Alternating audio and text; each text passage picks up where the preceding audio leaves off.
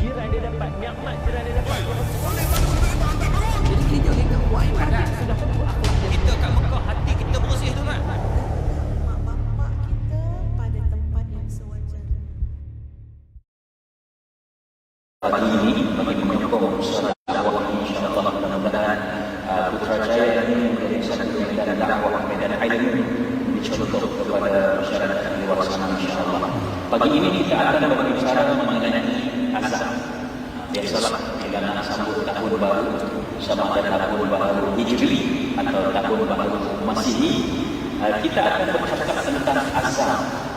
Jadi kebetulan azam tu masuk kat sini. Kan. Jadi hari ni orang bercakap pasal Haji Azam ni lah. Tak orang lain lah. Kan. Alhamdulillah.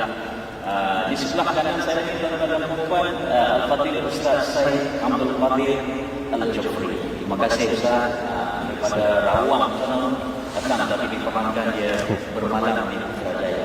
Banyak rumah Ustaz ni. Kan Rawang ke Putrajaya. Ada rumah bilik je. Bilik ya, ada rumah. Beliau sempat bersama di Putrajaya Hotel Kapeli. Kalau sini Al-Jufri, sini mungkin Al-Jerantu. Terima kasih. Terima kasih. Ustaz Rami Muhammad Razali daripada Sungai Buloh. Alhamdulillah sihat Ustaz ya. Alhamdulillah. Alhamdulillah. Jadi kita masa kita tak panjang, kita akan berhenti 7.30. Jadi ada lebih kurang 45 minit. Saya tidak mau berbicara lebih panjang. Kita nak dengar terus apa kata panel kita tentang azam. Jadi saya nak mulakan dengan Ustaz Syed Abdul Qadir. Bila kita bercakap pasal azam, apa itu azam? Apa itu maksud azam? Dan kenapa Islam dalam Al-Quran pun ada sebut tentang perkataan azam. Fa iza azamta fatawakkal 'ala Allah. Jadi konsep azam itu apa dia Ustaz? Silakan. Bismillahirrahmanirrahim. Assalamualaikum warahmatullahi wabarakatuh. Alhamdulillahi rabbil alamin. Wassalatu wassalamu ala sayyidina wa habibina wa syafi'ina wa zuhrina maulana Muhammadin al-amin. Salatan wa salaman daimaini mutalazimaini bidawami mulkillah wa ala alihi wa ashabihi wa mawalah. Subhanaka la ilma lana illa ma 'allamtana innaka antal alimul hakim. Allahumma inna nas'aluka as-sidqa fil qawl wal ikhlasa fil 'amal. Allahumma amin. Amma ba'd. Terima kasih pada Al-Fadhil Ustaz Zakaria selaku pemudah acara kita, moderator kita pada pagi ini. Al-Fadhil Ustaz Zuramli Muhammad Razali yang insya-Allah kita sama-sama menantikan mutiara-mutiara ilmu daripada beliau.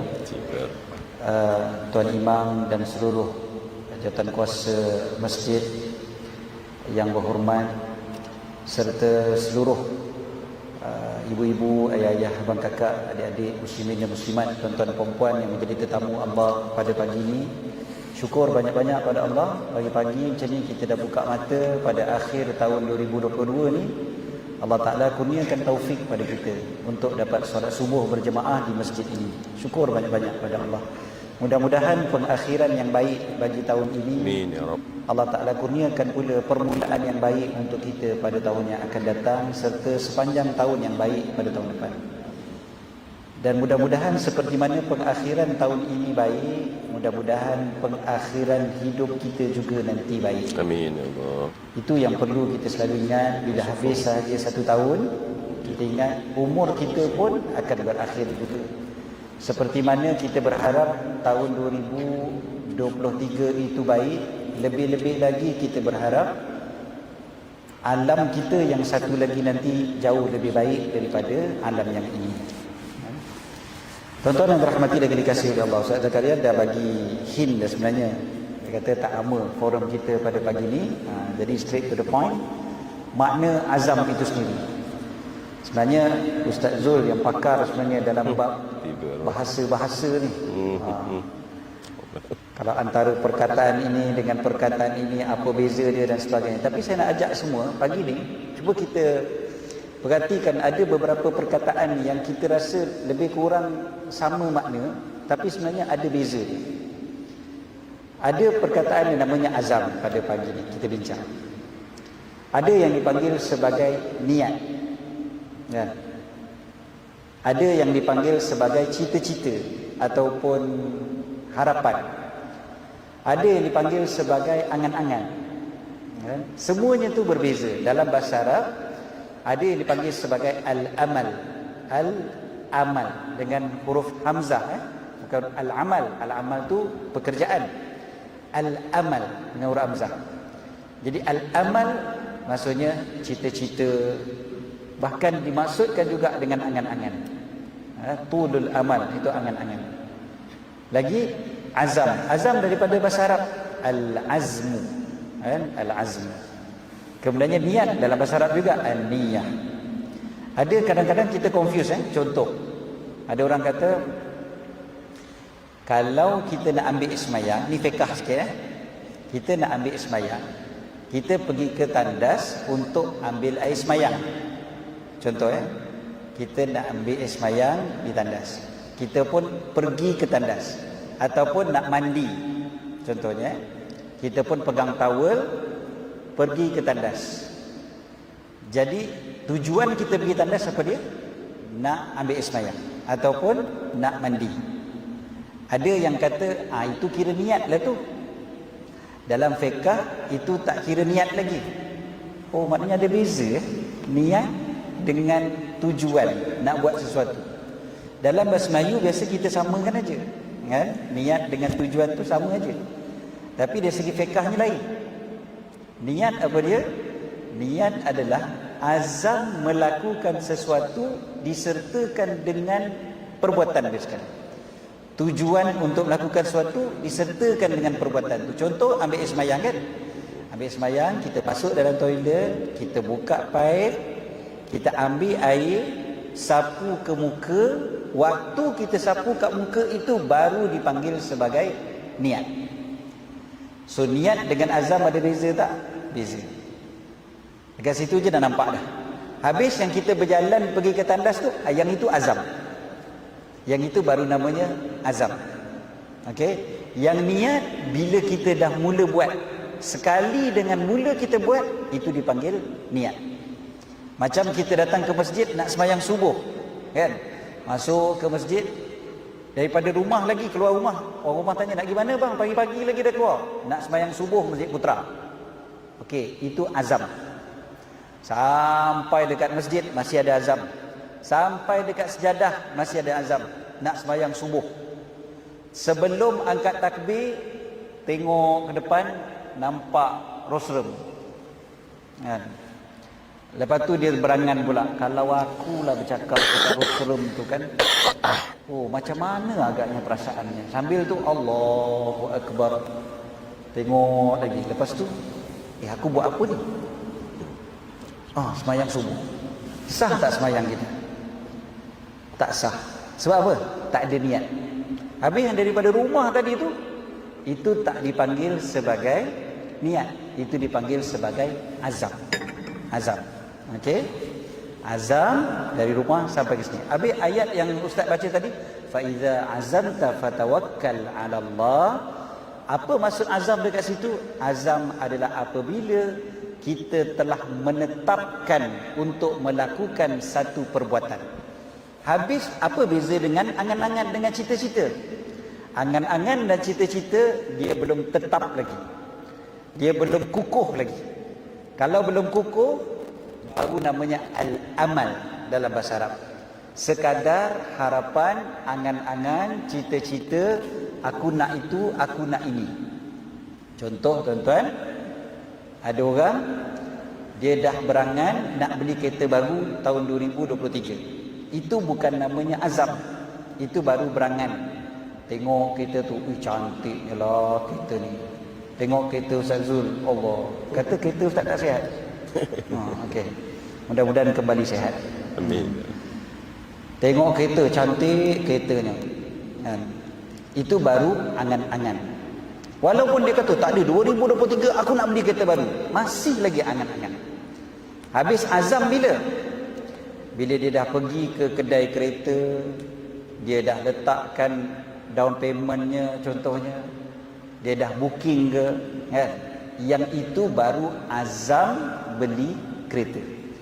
Kenapa saya sebutkan tiga-tiga perkataan ini? Sebab banyak orang gagal dalam azam tahun baru apabila dia gagal untuk membezakan antara perkara-perkara ini. Biasanya yang kita buat sebenarnya bukan azam. Yang biasa kita buat adalah cita-cita dan angan-angan. Kita kata tahun depan aku nak ini, aku nak itu. Tuan-tuan tahu setahun 2 hari lepas saya dengar ada orang sebut, dia kata saya ni azam saya untuk 2023 adalah saya nak melaksanakan azam 2022 yang tak buat lagi. Azam 2022 tu apa dia? Azam 2022 adalah buat azam tahun 2021 yang tak buat lagi. Azam 2021 yang tak buat lagi apa dia? Iaitu azam untuk tahun 2020 tak buat lagi. Rupanya sampai bila DJ itu mencakap dah cukup-cukup bang. Sebenarnya daripada bila tak buat? Daripada tahun 1993. Mujur DJ itu potong. Kalau tidak lama disambung. Habis tu itu namanya azam ke? Tak, itu namanya angan-angan. Azam dia mesti telah tetap melakukan satu keputusan. Fa iza azamta fatawakkal 'ala Allah. Bila kau dah tetap sungguh-sungguh, ya ini aku nak buat, maka barulah namanya azam. Ke waktu tu bertawakallah pada Allah. Buatlah. Apabila tetap keputusan engkau betul mengikut syariat, fa iza azamta fatawakkal 'ala Allah. Tuan-tuan, bila berangan ni dia ada yang bagus, ada yang tak bagus. Al-amal, kata Imam Abdullah bin Ali Al-Haddad, ada 3 golongan. Ada golongan dia tak ada berangan langsung. Siapa dia? Para nabi, para siddiqin. Dia orang ni tuan-tuan sampai ke tahap bila langkah kaki disebut apa? Aku tidak melangkahkan kaki aku yang kanan, angkat kaki aku tak melangkah, melainkan sebenarnya aku tak yakin kaki aku itu dapat aku pijak semula. Kerana takutkan mati. Mungkin akan mati sebelum kaki aku letak semula di atas muka bumi. Aku bila nak suap makanan, aku ambil satu suap makanan, aku tak yakin makanan itu dapat sampai ke dalam perut aku. Sebab mungkin mati datang dulu. Yang ini dipanggil orang yang tak ada berangan langsung. Tuan-tuan, kita ada macam tu tuan-tuan. Kita sarapan kejap lagi pun dah fikir dah nak makan apa, betul tak? Bukan kata yang silap hari bulan ada yang dah bincang menu raya tahun depan lagi tuan-tuan. Kan? Itu kita. Beza dengan para nabi, para siddiq. Golongan yang kedua, golongan yang dia dah ada cita-cita, dia ada harapan, tetapi cita-cita itu tidak melupakan dia pada kematian, tidak melupakan dia pada akhirat. Yang ini mudah-mudahan kita semua. Kita bukan tak ada fikir. Bahkan Imam Al-Haddad sebut al-amal itu juga adalah rahmat daripada Allah. Rahmat daripada Allah. Sebab kalaulah kita langsung tak ada fikir ke depan, kita pun susah nak hidup tuan-tuan. Kejap lagi ni nak balik rumah pun tak boleh. Sebab sibuk istighfar. Sebab apa? Takut mati. Ramai orang yang depres kerana fikirkan kematian. Jadi Imam Al-Haddad kata, lupa kematian sedikit itu juga adalah rahmat daripada Allah. Rahmat daripada Allah. Mujurlah kita lupa sikit mati, baru kita boleh breakfast sekejap lagi. Betul tak tuan-tuan? Kalaulah kita sentiasa ingat mati, breakfast pun tak lalu tuan-tuan. Tapi Allah lupakan kita sedikit, rahmat daripada Allah, sayang Allah pada kita, Allah bagi kita lupa perkara-perkara ini. Tapi jangan sampai lupa terus. Lupa terus, pergi pada kategori yang ketiga. Panjang angan-angan dia di dunia, sampai dia lupa dia akan mati juga satu hari nanti. Tahun 2023 ni, biar kita punya azam, bukan kita punya angan-angan sampai kita lupa kematian. Sebab walaupun Ustaz Zakaria sebut ada berapa jam saja lagi nak jumpa 2023, Allah. tak ada di kalangan kita yang boleh yakin dia masih hidup pada tahun 2023 ini. Tak ada seorang pun di kalangan kita yang boleh yakin besok dia boleh bernafas lagi. Hembusan nafas kita ini mungkin yang terakhir untuk kita. Jadi mudah-mudahan dengan azam kita, Allah Ta'ala telah menilai pahala-pahalanya untuk kita. Azamlah yang baik-baik, insya-Allah. Semuanya malaikat dah catat dan Allah kurniakan pahala untuk kita. Allah. Allah yazik. Hayakallah. InsyaAllah. Sudah ini seperti suatu hasrat untuk kita melakukan perkara yang baik. Walaupun tak sempat nak buat, Ustaz, kalau Allah tak ada cabut nyawa kita, Betul. dalam keadaan kita sudah ada azam, niat cita-cita untuk melakukan suatu perkara yang baik itu, mudah-mudahan Allah Subhanahu wa taala hitung azam kita itu sebagai satu amalan baik. Ingat ni yang surah Putrajaya tahun depan 2023 sampai 10 tahun ni yang buatlah yang surah Putrajaya akan dah satu tingkat penubuhan 2013 tahun depan 2023 10 tahun yang menggunakan dakwah di Putrajaya. Jadi tahun depan katanya perancangan setiap bulan nak buat forum perdana setiap surah. Itu azamnya. Jadi tak ada itu azam tahun depan pula. Azam banyak kali lah. Cuma Ustaz Zul, adakah azam ni dia nak kena tunggu nak sambut tahun baru baru kita nak kena azam? Tak boleh kan? Setiap hari ke, setiap minggu ke, setiap bulan ke, ada azam dalam hidup kita. Baik, mohon izin untuk memberi salam. Ya, silakan. Assalamualaikum warahmatullahi wabarakatuh. Macam bagi salam minta izin. Macam bagi salam minta izin. Kenapa mic saya tak berapa elok? Saya cuba sekali lagi. Assalamualaikum warahmatullahi wabarakatuh. Jelaslah mic tadi tak berapa bagus ya. Baik. Bismillahirrahmanirrahim. Alhamdulillah wassalatu wassalamu ala Rasulillah. Terima kasih Ustaz Zakaria Al-Fadil, Ustaz Said, yang saya suka sentiasa dengar kupasan daripada Ustaz Said, Al-Fadil, para imam, para ulama ilmuwan yang bersama dengan kita, YB, hadirin hadirat ya. Bila Ustaz Said dah bagi, saya tak tahu sebenarnya, kalau boleh saya nak ajak kita jom je lah doa makan je lah ya, supaya cepat-cepat. Namun nanti Ustaz Zakaria ni seorang moderator yang tegas, jadi walaupun cakapnya lembut tetapi sangat menjaga, jadi saya terpaksa juga bercakap.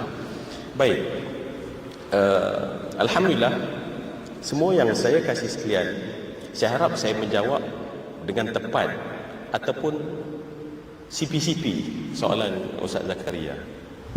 Semua yang dikasih sekalian, apabila kita dengar takrifan daripada Ustaz Said sebentar tadi tentang angan-angan, cita-cita, sehinggalah kepada membulatkan azam dan kemudian niat melaksanakan perbuatan.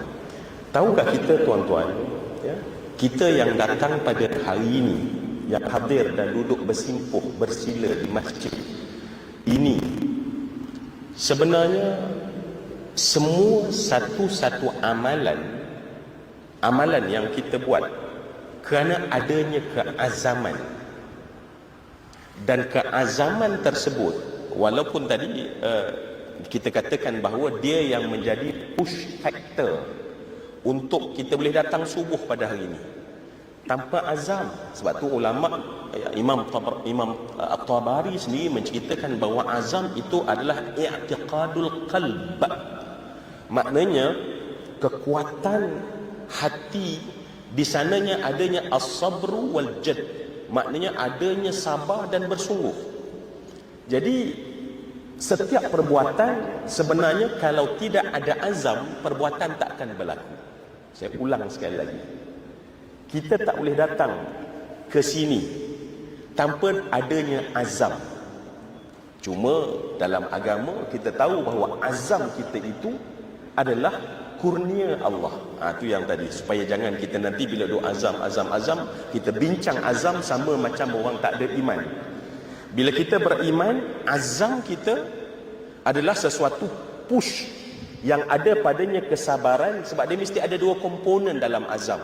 Satu, kesabaran, kekuatan kesabaran dan kekuatan kesungguhan. Maka kerana itulah sebab niat ini fungsinya adalah membetulkan direction. Ya.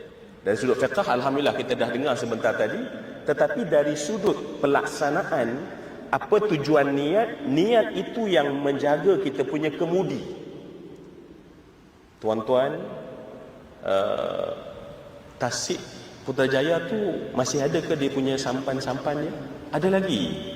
Pakai bot ya. Kenapa orang Putrajaya tak membantu saya? Sebab saya orang Algaran Tuti. Memang confused tuan-tuan di Putrajaya. Saya nak tanya tuan-tuan, bot tu masih pakai ke? Saya nak tanya tuan-tuan, kalau bot masih pakai, kemudi tu penting atau tidak? Tengok orang Putrajaya tak nak bantu saya. Kemudi itu penting ke tidak? Kemudi itu duduknya di mana? Di belakang. Alhamdulillah. Baik. Kalau kita nak pergi ke kanan, kita mesti akan gerakkan kemudi, betul kan? Baik. Semua yang dikasih sekalian, apabila kita ada kemudi, kita akan sampai ke destinasi, kan? Insya-Allah. Kalau ada. Tengok. Sekali lagi orang Putrajaya membuli orang Cerantut. Apabila ada kemudi, kita akan sampai ke destinasi, kan? Sebab saya juga di Cerantut ada bot. Kami di sana bagi tahu kemudi tidak menyampai kita kepada matlamat kalau kita tidak menggerakkan enjinnya. Betul kemudi sampai dah matlamat ya? Sekali lagi saya nak tanya. Pagi-pagi ni macam confused ya? Baik, adakah dengan kemudi akan mencapai kita pada matlamat? Jawapannya adalah insya-Allah. Tetapi kalau hanya kemudi sampai tak pada matlamat? Tidak, kena ada satu lagi. Apa dia? Enjin yang menggerakkan. Enjin itu adalah azam, kata ulama. Sebab itu kenapa tuan-tuan masih bertahan sekarang contohnya? Sebab enjin kesabaran dan kesungguhan, sebab dalam diri kita ada dia punya hurdle, halangan-halangan. Sebenarnya bisikan dalaman, setengah orang ada yang 5 kali dah kata belah. Bisikan dalaman daripada tadi tu belah. Tapi kesabaran kata sabar. Azam itu sebenarnya nanti dia datang lagi belah. Sebab yang ada di sini bukan dipaksa datang kan? Tuan-tuan, yang datang ke sini bukan dipaksa datang kan? So siapa yang paksa kita? Yang paksa kita adalah keazaman kita. Dan siapa yang akan membubarkan kita daripada majlis ini? Juga adalah bila tewas keazaman kita, kan? Jadi kalau macam tu, kita ada kemudi yang namanya niat, dan apabila kita dah tekad, maka ketika itu adanya azab. Sebab itulah Allah tadi Ustaz juga menyebutkan ayat fa idza azamta. Setelah Allah menceritakan apa yang berlaku sebelum daripada azam-azam nak dibuat, maka azam itu adalah benda yang terus ada sampai habis amalan, bukan hanya di permulaan. Dan niat itu walaupun di permulaan, tetapi dia adalah guidance. Baik, semua yang saya kasih sekalian, sebab itulah kita kena memperkasakan azam. Oleh antara cara memperkasakan azam adalah mencari sempena-sempena. Ada orang yang kita dah kahwin dah 20 tahun rupanya. Azam, dibina azam sebab mengambil sempena, sebab nak memberi input kepada azam. Baik, semua yang dikasih sekalian, sebab itu kalau kita rasa lemah, maka perkasakan azam kita. Perkasakan azam, dalam masa yang sama Nabi menekankan tentang melihat direction kemudi tadi. Baik, semua yang saya kasih sekalian, kalau saya sebut nama seorang lelaki, saya yakin semua-semua para pencipta ilmu yang di sini kenal nama dia. Bolehkah saya sebut secara personal nama dia? Boleh? Baik. Tonton kita biasa dengar nama Sultan Muhammad Al-Fatih. Sultan Muhammad Al-Fatih. Sultan Muhammad Al-Fatih biasa kan dengar? Baik. Saya nak cerita betapa bagaimana hebatnya Sultan Muhammad Al-Fatih sehingga orang kaitkan dia ya dengan hadis Nabi sallallahu alaihi wasallam yang kita biasa dengar diriwayatkan oleh Imam Ahmad, oleh Al-Hakim dalam Al-Mustadrak. Apabila Nabi sallallahu alaihi wasallam menyatakan bahawa la tuftahanna al-Qustantaniyah fal ni'mal amiru amiruha wa la ni'mal jaish dzalikal jaish. Kata Nabi, akan benar-benar kota terbuka bagi kalian kota Konstantinopel, dan sebaik-baik sultan adalah sultan yang membuka kota Konstantinopel, dan sebaik-baik tentera adalah tentera yang membuka kota Konstantinopel. Baik, semua yang dikasih sekalian, kita tahu nak buka kota Konstantinopel, Sayyidina Omar boleh membuka dan menjatuhkan kerajaan Parsi hanya beberapa tahun ketika dia menjadi Amirul Mukminin. Tetapi nak menggogah kerajaan Konstantinopel adalah satu benda yang sangat susah, dan kekuatan untuknya telah dipersiap sejak daripada pemerintahan Bani Umayyah, Bani Abbasiyah, dan seluruh raja-raja berpegang tentang apa yang disebutkan Nabi akan terbuka, maknanya mesti terbuka bila Nabi bercakap, sebab Nabi tak pernah berdusta. Tetapi tak jadi. Hatta sehingga seorang sahabat, Abu Ayyub Al-Ansari, dia minta ketika dia juga dalam misi nak menaluki kota Konstantinopel, tapi tak terbuka, dan dia tidak mampu membuka. Dia minta ditanamkan dekat dengan tembok kota Konstantinopel, dan orang tanya kenapa? Kan kita boleh pergi Madinah, nanti kalau dia makam di Madinah, sebab dia kata aku nak dengar bunyi derapan kaki kuda oleh raja yang terbaik, sebab aku nak lihat siapa raja terbaik. Baik, semua yang dikasih sekalian, saya cerita benda paling susah. Apa benda paling susah? Menakluki kota Konstantinopel. Sebab orang dah mula sejak daripada zaman Bani Umayyah, tetapi gagal, tetapi boleh dibuka oleh Sultan Muhammad Al-Fatih. Mari kita tengok apa rahsia dia boleh buka. Rahsianya adalah apa yang kita duduk sama-sama bincang pada hari ini. Apa rahsia dia? Rahsia dia adalah guru dia, Syamsuddin Mullah Kulani, setiap hari dalam mendidik Sultan Muhammad Al-Fatih, mengasah azam bahawa dialah, bahawa kamulah, bahawa akulah yang akan membuka kota Konstantinopel. Hari-hari akan dibawa ke gigi air, berjalan dan lihat itu kota Konstantinopel, dan kamulah raja yang akan memecah tembok tersebut dan berkuasa di sebalik tembok tersebut. Kamulah. Ketika dia bercakap untuk anak yang masih kecil, maknanya nak cerita apa dia? Saat azam kita diberi makan, saat azam kita diberi tenaga, sebenarnya perbuatan apapun yang nampak mustahil boleh kita buat. Jadi sebab itu Ustaz, sebenarnya apabila kita nak sesuatu benda, yang memang kita kena betul adalah niat, tetapi yang kita nak perkasa adalah azam. Sebab itu tidak ada benda yang lebih kuat menguatkan azam, melainkan menyerahkan azam itu kepada yang maha berkuasa, yakni kepada Allah Subhanahu wa ta'ala. Ustaz, terima kasih banyak untuk pentingnya azam kawan-kawan sekalian. Kalau kita dengar penjelasan Ustaz Zul tadi, kalau niat itu umpama kemudi, azam itu umpama enjin. Penting tak enjin tuan-tuan? Penting. Kalau tidak ada enjin, macam mana sebuah motor itu nak lari? Cuma minyak enjin itu umpamanya apa? Iman kan? Kena ada iman kan, baru enjin tu hidup. Ada enjin minyak tak isi.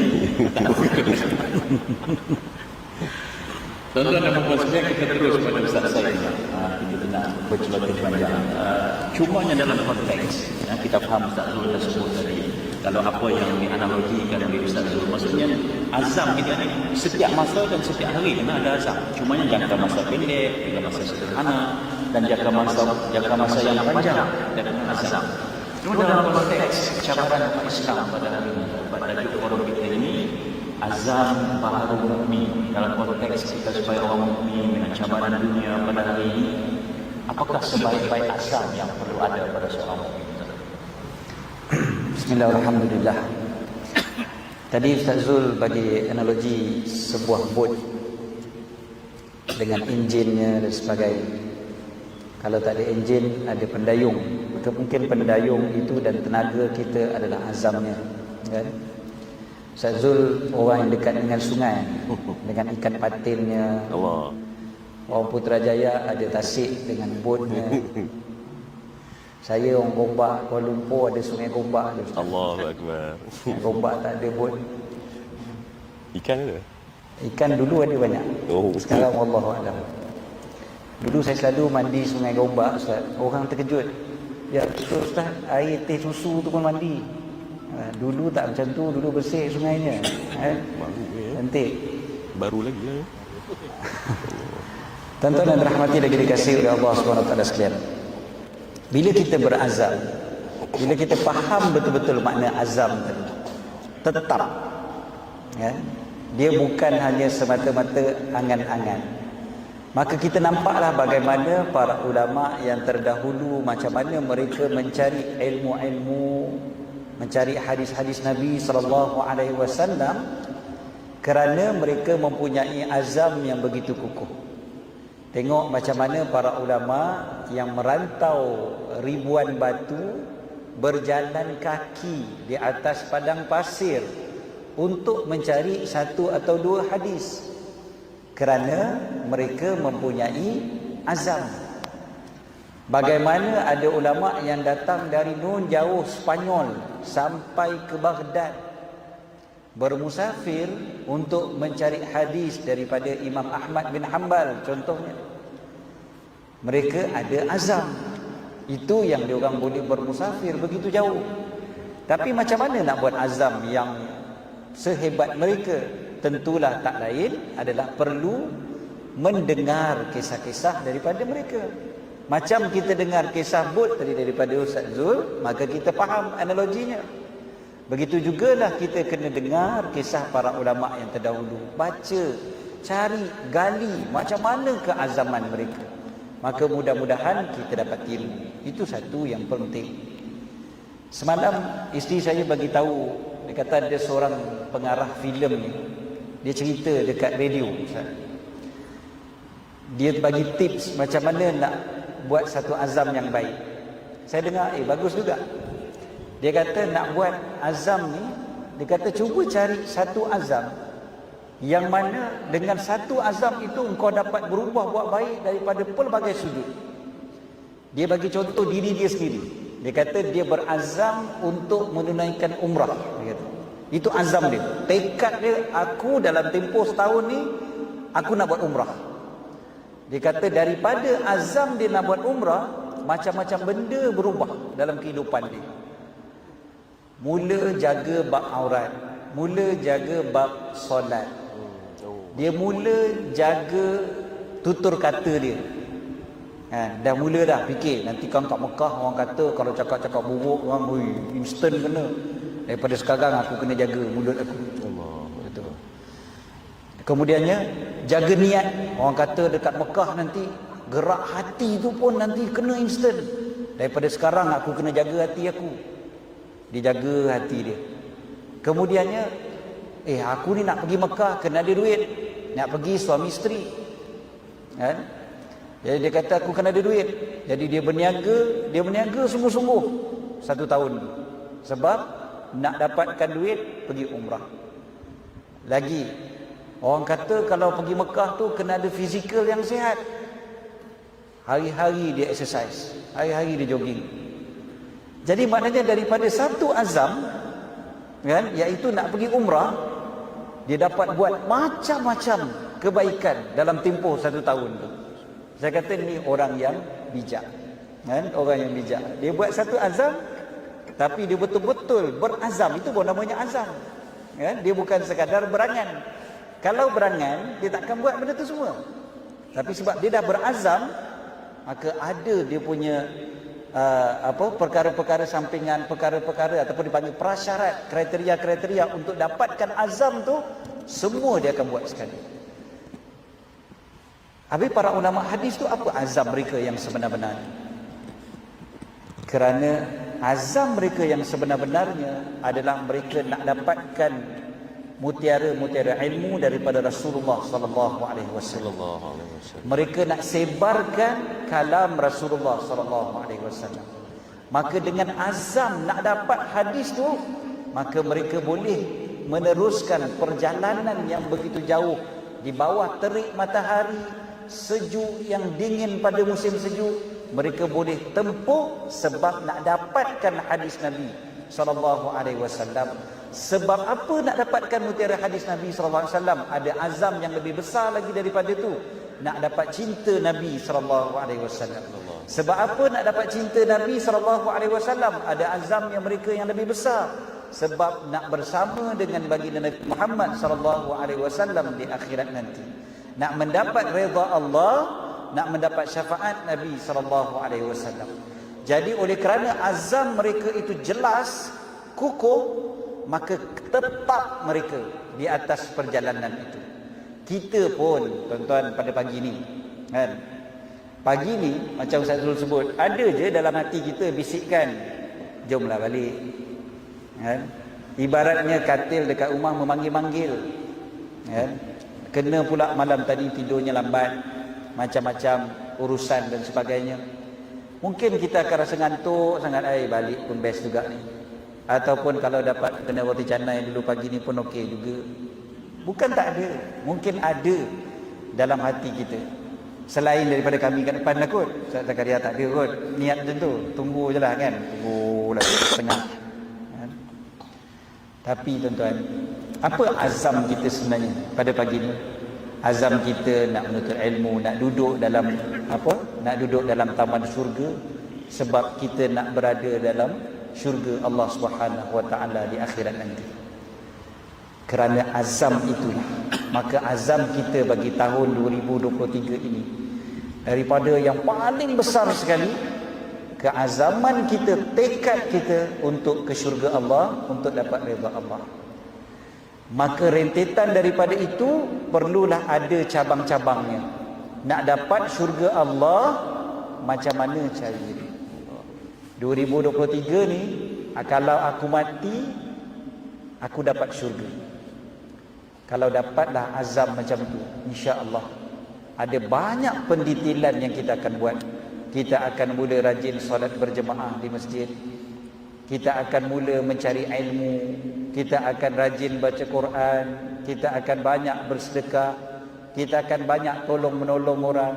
Kita akan banyak senyum kepada orang. Kita akan banyak apa lagi? Buat baik pada ahli keluarga kita. Kita akan buat baik pada jiran kita. Kita akan buat baik pada masyarakat kita. Semuanya akan pergi. Sebab apa? Aku berazam, aku mati tahun ni, syurga adalah tempat. Mudah-mudahan itulah azam kita untuk 2023. Allah. Terima kasih Ustaz. Saya sebut dan tuan apa yang Ustaz sebut tadi, kalau azam dapat syurga tu, kita mesti meletakkan diri kita dan macam tuan semua yang ada berjemaah. Saya tengok selalu berjemaah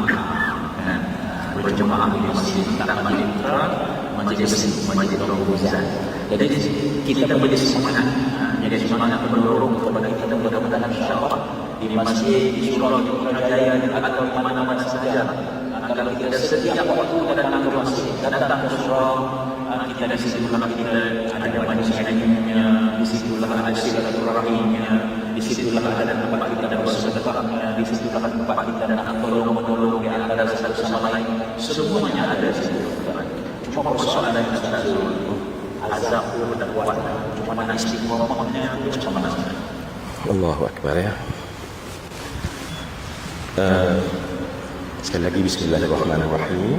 Ustaz Zakaria, Ustaz Said, semua yang saya hormati, azam kita setakat ini masih kuat ke untuk stay di sini lagi? Tak berapa meyakinkan ya. Baik, Nabi sebut dalam hadis ya, yang diriwayatkan oleh Imam Ahmad, Tirmizi tentang orang lemah. Maksudnya bila keazaman, kekuatan kesabaran, sebab kekuatan kesabaran yang dorong kita untuk buat, kekuatan sabar untuk menghalang diri daripada benda tak baik, maka Nabi menyebutkan bahawa orang yang lemah, wal ajizu, kata Nabi, man atta'a nafsahu hawa wa tamanna 'ala Allah al-amani. Orang yang lemah, kata Nabi, ialah orang yang mengikut hawa nafsu dia, tetapi di sebalik itu dia ada cita-cita, angan-angan tetap untuk jadi baik dengan Allah, tetapi itu nanti hanya tinggal angan-angan. Jadi daripada maklumat ini, yang menghalang kita dari istiqamah adalah bukan orang, adalah hawa nafsu yang ada dalam diri kita sendiri. Hawa nafsu yang ada dalam diri kita sendiri. Seandainya kita berjaya faham bahawa untuk istiqamah, benda paling penting adalah kita kena didik diri kita sendiri. Kita kena didik hawa nafsu kita sendiri.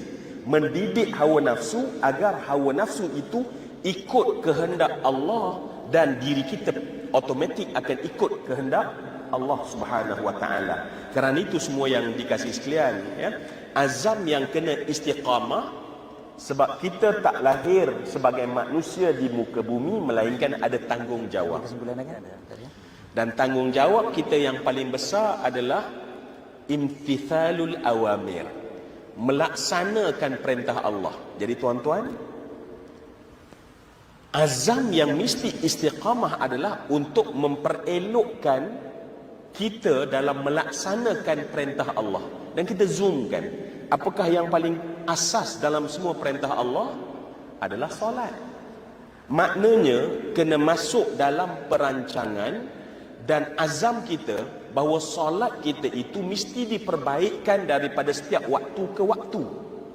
Semayang subuh, alhamdulillah, bila kita tengok balik, daripada 100% solat, mungkin alhamdulillah adalah separuh khusyuk, separuh lagi tiba-tiba terfikir malam ni karnival nak join ke tak ya, bicycle tradisi kita tu okey ke tak, semalam dah buat check up sepenuh ke, contoh sahabatku daripada Perak kan. Maknanya solat kita rupanya tak sepenuhnya. Sedangkan dalam hadis riwayat daripada Abu Daud, Nabi SAW menyatakan bahawa Allah menerima daripada solat kita ma'aqala minha, apa yang ada hati dan akal kita dalam solat tersebut. Maknanya tuan-tuan, azam ini kita mesti mula dengan azam benda yang asas, azam kepada melaksanakan solat. Mesti solat saya lebih baik daripada tahun sudah. Sangat sederhana, tetapi kita semua faham bahawa kita settle bab solat, nanti akan banyak benda lain akan settle dalam hidup. Kita settlekan. Sebab tu kalaulah tadi Ustaz Syed dah bagikan pedoman kepada kita tentang syurga itu, seperti kata Buya Hamka, istananya telah kulihat, tetapi di mana jalannya? Jalannya adalah solat yang bukan solat, tetapi solat yang penuh dengan azam untuk jadi baik. Bukan hanya sekadar solat. Dan azam kita meninggalkan apa yang dilarang oleh Allah Subhanahu wa taala. Kerana itulah Ustaz, saya kira kita perlu banyak sebab azam ini adalah benda yang menggerakkan kita, tetapi yang mesti ada adalah contohnya perancangan. Kita takkan boleh tiba-tiba jadi solat kita baik, tetapi kita tengok rupanya kita makna solat pun tak berapa jitu dan mantap. Rupanya baik. Untuk perancangan, kita pergi kepada ilmu. Jadi kerana itu semua yang dikasih sekalian, dia adalah merupakan satu interconnected antara satu sama lain. Mesti ada perancangan. Tanpa perancangan, kita tak ke mana-mana, tuan-tuan. Kita biasa dengar orang yang tidak merancang untuk berjaya, dia sebenarnya adalah sedang merancang gagal. Kalau kita tak ada perancangan untuk khusyuk, maknanya kita sedang ada perancangan untuk supaya kita lalai. Simple je. Kita balik. Sebab perancangan sangat penting. Sebab tu kata Sayyidina Umar Al-Khattab, husnul tadbir nisful ma'isyah. Baik pentadbiran kita, separuh daripada masalah kamu dah selesai. Baik, yang kedua tuan-tuan, bagaimana kita nak support istiqamah? Setelah ada perancangan, mesti adalah bi'ah, suasana yang membentuk. Kalau kita nak jadi orang yang khusyuk, macam Ustaz Zakaria kata, macam doa imam pagi tadi, ya Allah rezekikan kami, ya Allah solat sentiasa berjamaah. Dan saya belajar daripada Datuk, Masya Allah, saya nak sangat, ya Allah, Allah berilah apa yang Allah beri pada Datuk pada saya, supaya Masya Allah saya istiqamah. Kenapa semua yang dikatakan bi'ah?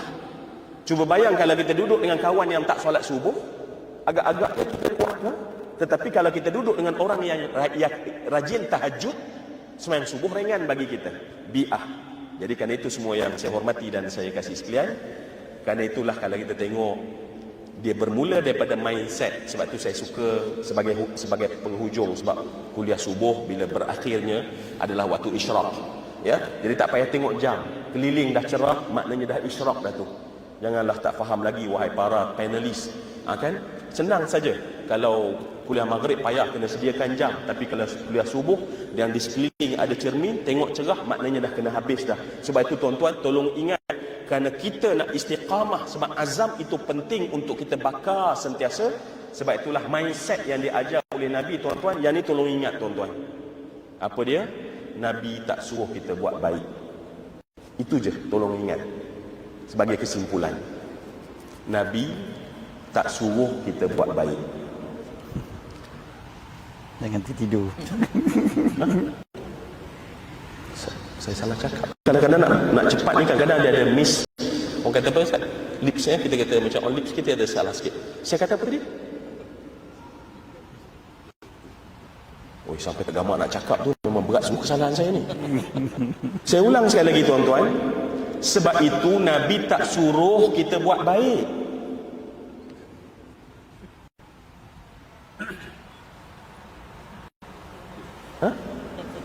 Mana sahabat saya yang boleh ke? Allahu Akbar.